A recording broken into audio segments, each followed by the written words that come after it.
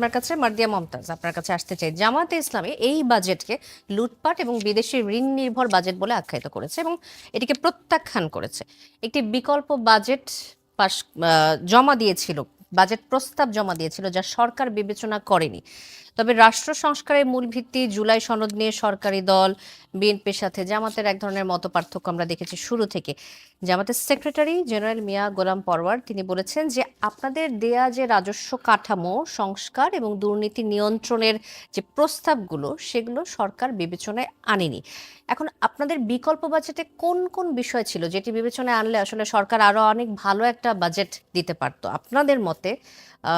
আরো বেশি মানে আপনারা প্রত্যাখ্যান না করে এটা অ্যাকসেপ্ট করতে পারতেন, কোন বিষয়গুলো আসলে উল্লেখ থাকলে এটা হতো? জি, আপনাকে ধন্যবাদ। যারা শুনছেন, সালাম আলাইকুম। আসলে একটা সত্যি কথা কি জানেন, বাংলাদেশের টোটাল সিস্টেমটা এরকম যে এখন প্রত্যাখ্যান করলেও এই বাজেটটাই বাস্তবায়ন হবে। কারণ এখানে কিছু স্ট্রাকচারাল ব্যাপার আছে। এটা শুধু এই সরকারের সময় না, একদম যদি আমরা 73 থেকে ধরি, এই স্ট্রাকচারাল ফেলিয়ারগুলো আমি দুইটা একটু মেনশন করি। এক নাম্বারটা হচ্ছে যে এখানে আমরা বছরের যেই সময়টাতে এসে, যেমন ধরেন গত বছরের যেটা বাজেট ছিল জুলাই টু জুন, এবছর জুনে এসে আমাদেরকে গত বছরের কিছু বাজেট, এটা একটা আলাদা সম্পূরক বাজেট, এটাকে অনুমতি দিতে হয়, বাধ্য হয়ে দিতে হয়, কারণ ওই টাকাটা খরচ হয়ে গিয়েছে। কিন্তু যদি আমরা এটাকে ফেব্রুয়ারিতে দিতে পারতাম, তাহলে কি করতে পারতাম যে যেই যেই জায়গাগুলো লস প্রজেক্ট, শুধু শুধু পয়সা খরচ হচ্ছে, এগুলো কিন্তু স্টপ করা যেত। এটা একটা ঝামেলা। এই জন্য ফিসক্যাল ইয়ারটাকে সংশোধনের কথা আমাদের প্রস্তাবনায় ছিল। দ্বিতীয়ত যেটা, সেটা হচ্ছে যে এটা একদম সাংবিধানিকভাবে নিয়ম যে এই বাজেটটা পেশ, এটা এটা সামথিং সামথিং সিক্রেট, যে জুন মাসে হঠাৎ করে এটাকে বলা হবে এবং অল্প কিছু পর্যালোচনা হবে, আসলে ওগুলো দিয়ে কোনো কিছু চেঞ্জ হয় না, এবং আলটিমেটলি জুনের 30 তারিখে বা 29 তারিখে সেটা অ্যালাউ হয়ে যাবে, সেটা পাশ হয়ে যাবে। কিন্তু উচিত ছিল কি যে এটাকে অন্তত 2 মাস আগে পাবলিশ করা, এবং সেটা, এটা কিন্তু সরকারের, এই সরকারের দোষ আমি বলছি না, এটা কিন্তু স্ট্রাকচারালি দোষ, সবসময় তাই হয়ে থাকে। হ্যাঁ, কিন্তু উচিত ছিল এগুলো কমিটিতে যাওয়া, এবং সংবিধানের ঠিক উল্টো কথাটা বলা আছে যে এটা কোনো কমিটিতে যাবে না, যেটাকে দিয়ে আসলে এই যে রিভিউর জায়গাগুলোকে স্টপ করে রাখা হচ্ছে। আমরা কোনো এক্সপার্টকে এনে এটাকে ভেরিফাই করাতে পারছি না, এবং বর্তমান সরকারের এই জায়গাটাতে একটু ল্যাকিংস আছে, দেখেন এখনো স্ট্যান্ডিং কমিটিগুলাই গঠিত হয় নাই। তো সুতরাং সরকারের কথা এখানে অবশ্য আমরা আভাস পাচ্ছিলাম যে কোন কোন খাতে কেমন বাজেট হতে পারে, এটা একটা আভাস কিন্তু তারা শুরু থেকেই কিন্তু দিয়ে এটা তো আসছিল। ফর্মাল একটা ব্যাপার থাকে, যেমন ধরেন আপনি যখন আভাস পাচ্ছিলেন, আপনি তখন ফর্মাল কোনো প্রতিক্রিয়া দেখাতে পারছেন না, বা আপনি অ্যানালাইসিসও করতে পারছেন না। এই দুটাকে যদি স্ট্রাকচারাল ফেলিয়রকে মাথায় রেখে আমরা যদি এবারের বাজেটটার দিকে তাকাই, আমরা দেখব নাম্বার ওয়ান, আপনি একটা জিনিস মেনশন করেছেন যে এটাকে লুটপাটের বাজেট কেন বলা হয়েছে। দেখেন, অর্থমন্ত্রী মেনশন করেছেন যে আমরা পরিচালন ব্যয়, অর্থাৎ 5 টাকার কাজ করতে 15 টাকা খরচ হয়, তো ওই 15 টাকা হচ্ছে পরিচালন ব্যয়, সেটাকে আমরা পার্সেন্টেজের হিসাবে কমিয়ে এনেছি, কিন্তু টাকার খরচ কিন্তু এটা বেড়েছে। 5,75,00,000 থেকে এটা প্রায় 6,20,00,000 পর্যন্ত গিয়েছে। কিন্তু পার্সেন্টেজে বলা হচ্ছে, তো পার্সেন্টেজে মনে হচ্ছে কমে গেছে, কিন্তু টোটাল বাজেটের সাইজ তো বড়।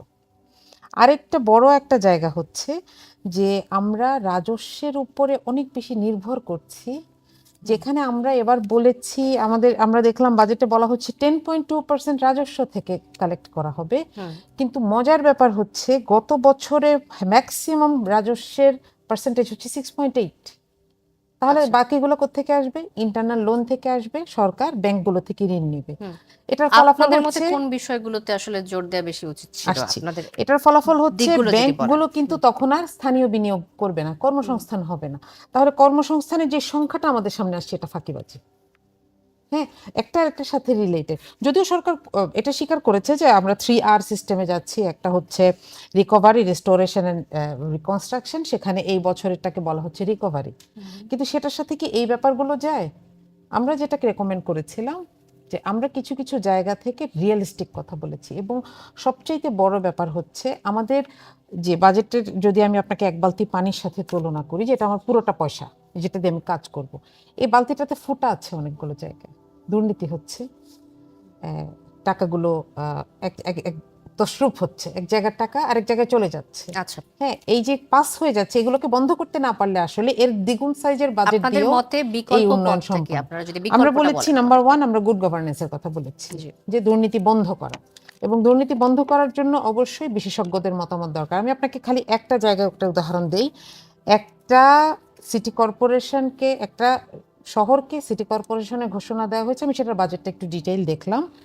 সেখানে 50 কোটি টাকার একটা বাজেট দেওয়া, কিন্তু সেই কাজটা হচ্ছে 15 কোটি টাকার। এবং এটার প্রতিবাদ করার কারণে অলরেডি সেই সিটির যে যে উন্নয়ন কর্পোরেশন যেটা হচ্ছে, সেটার একজন ইঞ্জিনিয়ারকে বদলি করে দেওয়া হয়েছে। আচ্ছা, হ্যাঁ, তো আমরা প্রথম কথাটা বলেছি যে এই ছিদ্রগুলো বন্ধ করতে হবে, গুড গভর্নেন্স আনতে হবে, যে আপনি কোনো জায়গায় যেই বাজেটটা লাগার কথা সেটাই দেওয়া হবে, এবং সেটার পরিপূর্ণ যেন সেটা সেখানে কাজে লাগে সেটা দেওয়া হবে, এবং এটা যেন ধাপে ধাপে না বাড়ে। আপনি জানেন, আমি নিজে ইঞ্জিনিয়ার, আমরা যে জানি যে রোডস অ্যান্ড হাইওয়েজের কোনো প্রজেক্ট একবারে হয় না। এক বাজেট যেটা দেওয়া হয় সেটা 1/3, মানে সরি, সেটা 3 গুণ ছাড়া হয় না। কারণ ওই বৃষ্টির সময় কাজ করে, বলে যে ধুয়ে গেছে, আবার একটু দেন। এই জায়গাগুলোকে আসলে বন্ধ করা জি। দরকার, আমরা সেটা রেকমেন্ড করি। জি, ধন্যবাদ। তাদের যে বিকল্প বাজেট, সেই বাজেটের সাথে এই সরকারের বাজেটের পার্থক্য আসলে যেটি মেনশন করলেন। তো এটা আপনারা কি আসলে লুটপাটের বাজেট দেখেছেন? এই প্রশ্নটি আমারও আপনার কাছে এটি নিয়ে আসতাম আপনার জি, কাছে। আমি আপনাকে একটা উদাহরণ দিব, সেটা হচ্ছে শিক্ষা খাতে। শিক্ষায় মোট 3টা মন্ত্রণালয়ে বাজেট বরাদ্দ করা হয়। 3টা মন্ত্রণালয় মিলে হচ্ছে 1,36,000 কোটি টাকার, সরি, 1,22,000 কোটি টাকার বাজেট। আর এই আলাদা আলাদা বলার পরে আপনি দেখবেন সামারিটা হচ্ছে, তাহলে শিক্ষায় 1,36,000 কোটি টাকা বরাদ্দ দেওয়ার আবেদন করছি। এই যে মাঝখানে 14,000 কোটি টাকা, এটা কই? এটা কার লাগবে? মানে আমার লাগবে 300 টাকা, সুতরাং আমি 500 টাকা দেওয়ার আবেদন করছি, বাকি 200 টাকার কিন্তু ডিটেলটা নাই। আচ্ছা, এরকম বেশ কিছু জায়গায় ফাঁকা আছে। আচ্ছা, যেটা প্রশ্ন সেটা আসলে আবার একটা কথা সত্যি, যে আসলে গ্যাপটা অনেক বেশি না, এমন কোনো আহামরি না, কিন্তু আমরা সেখানে দেখিয়েছি যে আসলেই এটা করা যাবে, বাস্তব। কেন? কারণ একটু আগে আমি আপনাকে বলছিলাম যে যথাযথ মনিটরিং এবং এক্সপার্টদেরকে আমরা যখন অ্যাটাচ করব, তখন আমরা এক জায়গায় এই যে ভুতুড়ে বাজেট অ্যালোকেট করা, এটা থেকে নিজেদেরকে বাঁচাতে পারবো।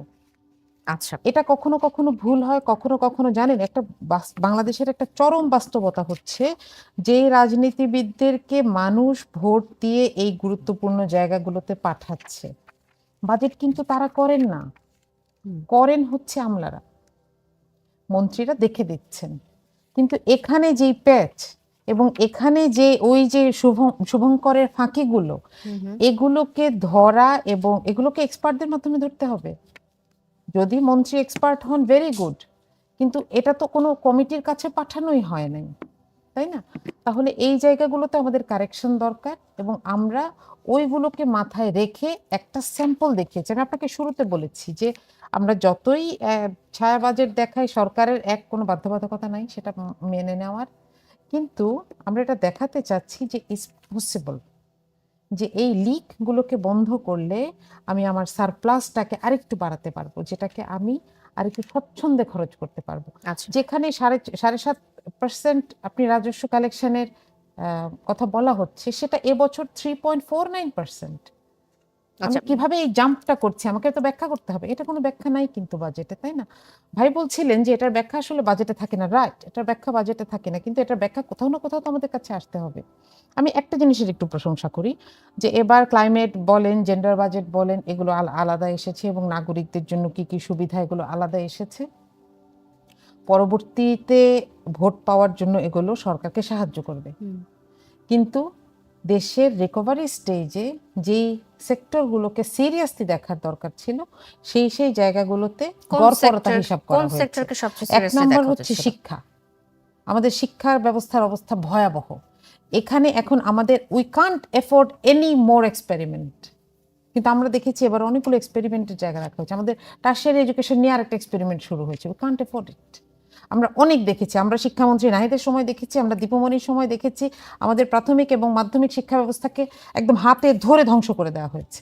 এখানে আমাদের আর এক্সপেরিমেন্টের জায়গা নেই। এবছর আমরা সেটা থেকে একটু দূরে থাকতে পারতাম, এবং সেখানে দেখেন এই ফাঁকিওয়ালা একটা বাজেট দিয়ে আমরা একটা রিগ্রেসিভ বাজেটের দিকে যাচ্ছি। আমি একটা কথা দিয়ে শেষ করি, সেটা হচ্ছে যে বাজেটের মানে ট্যাক্স দুই ধরনের, হ্যাঁ, একটা হচ্ছে রিগ্রেসিভ, একটা হচ্ছে প্রোগ্রেসিভ। রিগ্রেসিভ হচ্ছে যার আয় কম সেও সমান হারে দেয়, আর প্রোগ্রেসিভ বাজেট হচ্ছে যার আয় বেশি সে একটু বেশি দেয়। কিন্তু এখানে যদি তাকান, এই জন্যই এটাকে গরিব মারার বাজেট বলা হয়েছে, কোনো কথা কিন্তু ভিত্তিহীন না।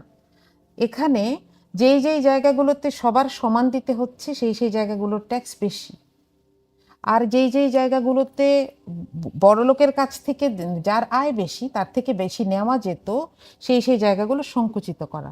জি, তার মানে আমি পার পেয়ে যাচ্ছি, একটা গরিব পার পাচ্ছে না। এই জায়গাগুলোকে তো অ্যাড্রেস করা দরকার ছিল। এটার উত্তর নিশ্চয়ই নিব আমরা।